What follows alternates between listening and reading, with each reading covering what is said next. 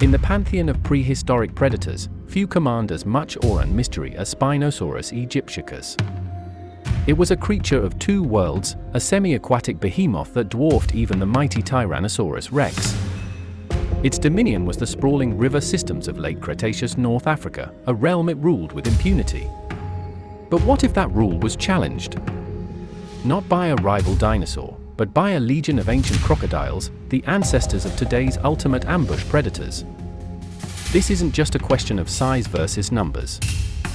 It's a clash of evolutionary strategies, a brutal ballet of power and persistence.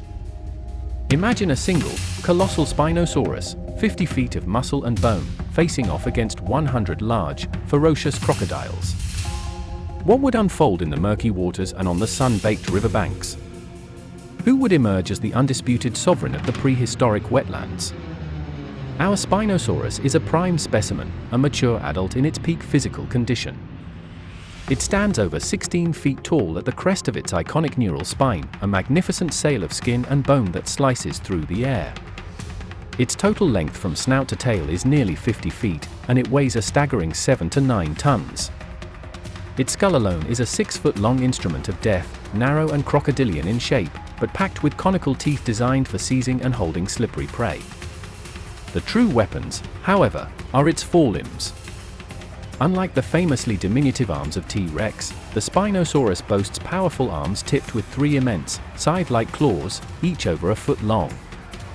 These are not just for display, they are for grappling, slashing, and disemboweling. Its tail, recently discovered to be broad and paddle-like, provides powerful propulsion through the water, making it a surprisingly agile swimmer for its size. Its opponents are 100 adult crocodiles, formidable predators in their own right.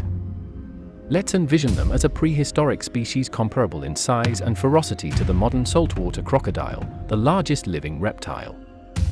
Each crocodile measures between 15 to 20 feet in length and weighs well over a ton. Their bodies are low-slung, armored with bony skuts, and powered by a massive tail that can propel them through the water with explosive force or deliver a bone-shattering blow on land. The primary weapon is, of course, their legendary bite. With a force exceeding 3,700 pounds per square inch, their jaws are designed to snap shut on prey and initiate the infamous death roll, a disorienting and dismembering maneuver that few creatures can escape.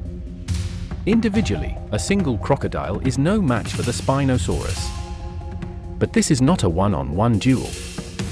This is a coordinated assault, a swarm of armored assassins with a singular, primal focus, to overwhelm and devour the giant that has trespassed into their collective territory. The stage for this epic conflict is a wide, slow-moving river delta in what will one day become Egypt. The water is murky, choked with sediment and decaying vegetation. The banks are a mixture of soft mud and sandy shores, dotted with thickets of prehistoric ferns and mangrove-like trees. The sun beats down relentlessly, baking the landscape and driving most creatures into the relative cool of the water. This environment offers advantages to both combatants. The Spinosaurus is in its element, its semi-aquatic adaptations giving it a crucial edge. The crocodiles, too, are masters of this domain, their low profiles making them nearly invisible beneath the water's surface. The catalyst for the confrontation is a large sauropod carcass, a colossal feast that has washed up on a sandbar in the middle of the river. The scent of decay has traveled for miles, attracting scavengers from all corners of the delta. The Spinosaurus, drawn by the promise of an easy meal, wades into the river, its immense presence displacing a wave of water before it. But the carcass is already claimed. As the Spinosaurus approaches, the water's surface begins to boil with activity. Dozens of log-like shapes materialize, their unblinking eyes breaking the surface, all fixed on the approaching giant. The crocodile horde has laid claim to this bounty, and they will not yield it without a fight. The battle begins not with a roar, but with a tense, menacing silence. The Spinosaurus lets out a low, guttural hiss that echoes across the water, a clear warning to the smaller predators. The crocodiles respond with a chorus of deep, resonant growls, the sound vibrating through the river itself. The standoff is broken by the boldest of the crocodiles, a massive 20-foot bull that launches itself from the water, its jaws agape. The Spinosaurus reacts with astonishing speed. It pivots, its massive head striking downwards like a sledgehammer. Its conical teeth, while not designed for shearing, sink deep into the crocodile's neck.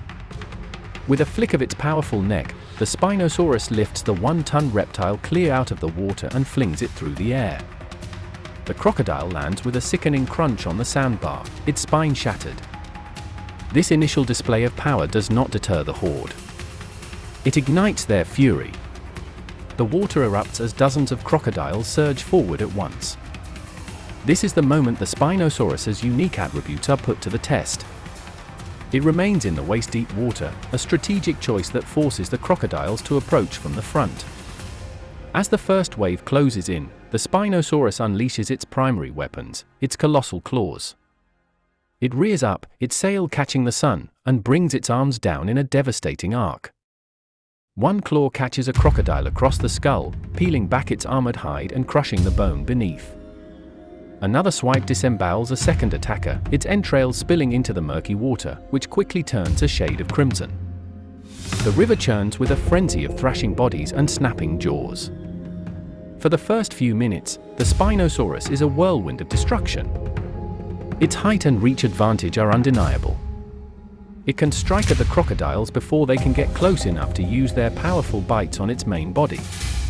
Its thick, scaly hide offers significant protection against the glancing bites and claws of the smaller assailants. It uses its immense weight to its advantage, stomping down on crocodiles that venture too close to its legs, crushing them underfoot in the soft riverbed. Its long, sensitive snout can detect the subtle movements of crocodiles approaching from beneath the surface, allowing it to anticipate and counter their attacks. The Spinosaurus has killed a dozen crocodiles in a flurry of violence, and the horde momentarily falters. But the crocodiles are relentless. Their strategy is one of attrition. They begin to coordinate their attacks, a primal intelligence guiding their actions. While some launch frontal assaults to occupy the Spinosaurus's attention and its deadly claws, others begin to circle around, seeking a weakness.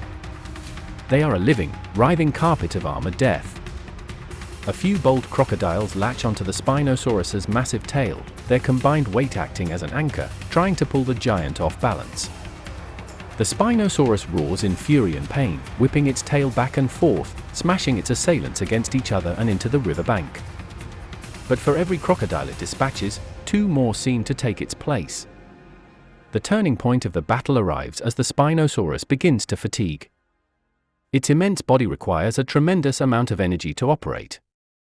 The constant swinging of its heavy arms, the powerful stomps, the whipping of its tail, it all takes a toll. Its movements become slightly slower, its reactions a fraction of a second delayed. And in a battle of this intensity, a fraction of a second is an eternity.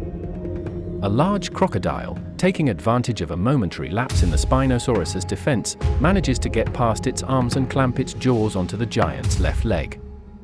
The Spinosaurus bellows in agony as thousands of pounds of pressure drive the crocodile's teeth deep into its flesh. It lifts its leg, the crocodile still attached, and smashes it against the water, but the reptile holds on with grim determination. This is the opening the horde has been waiting for. With the Spinosaurus's mobility compromised and its attention divided, the crocodiles swarm. Several more latch onto its legs, their collective weight and the excruciating pain threatening to bring the giant down. Others attack from the rear, biting at its flanks and the base of its tail. The Spinosaurus is now in a desperate fight for its life.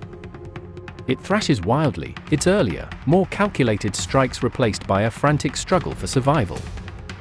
It manages to crush one of the crocodiles on its leg with a powerful stomp from its other foot, but two more immediately take its place. The water is a chaotic, blood-red maelstrom. The Spinosaurus makes a desperate, final gambit. With a surge of adrenaline, it lunges forward, dragging the crocodiles attached to its legs onto the sandbar. It hopes to fight them on solid ground, where it can bring its full weight and power to bear more effectively. But the tactic backfires. On land, the Spinosaurus is less stable, and the crocodiles attached to its legs have a more solid purchase. They initiate their signature death rolls. The twisting, tearing motion rips huge chunks of flesh from the Spinosaurus's legs, severing tendons and shattering bone. The giant dinosaur roars, a sound of pure agony and despair, before its ravaged legs can no longer support its massive weight. It stumbles, teeters for a moment like a falling titan, and then crashes to the ground with a thunderous impact that shakes the very riverbank. The fall is the end. The moment the Spinosaurus is down, the horde shows no mercy. They swarm over its immense body, a tide of snapping jaws and thrashing tails. They attack its vulnerable underbelly, its neck, its face. The Spinosaurus, mortally wounded and pinned by its own immense weight, can only thrash its head and arms in a futile, final act of defiance. Its roars become weaker, gurgling gasps, as the crocodiles relentlessly tear it apart. The River King, the largest predator of its time, is being consumed by the very river it once ruled. The battle is over. In the end, the sheer, overwhelming numbers and relentless, single-minded ferocity of the crocodile horde proved to be the deciding factor. While the Spinosaurus was undoubtedly the more powerful individual combatant, capable of dispatching dozens of its smaller foes, it could not sustain a defense against 100 attackers working in concert. Its energy was finite, its defenses, while formidable, were not impenetrable. The crocodile's strategy of attrition, of sacrificing their own to create an opening for a crippling blow, was brutally effective. The Spinosaurus fell not to a single, superior predator, but to the collective, unstoppable force of the swarm. The sauropod carcass, the prize that instigated this epic conflict, now lies forgotten. The crocodiles have claimed a far greater feast. And as the sun sets over the prehistoric delta, the water runs red, a testament to the brutal, unforgiving nature of life and death in the age of dinosaurs. The king is dead, and the river belongs to the horde.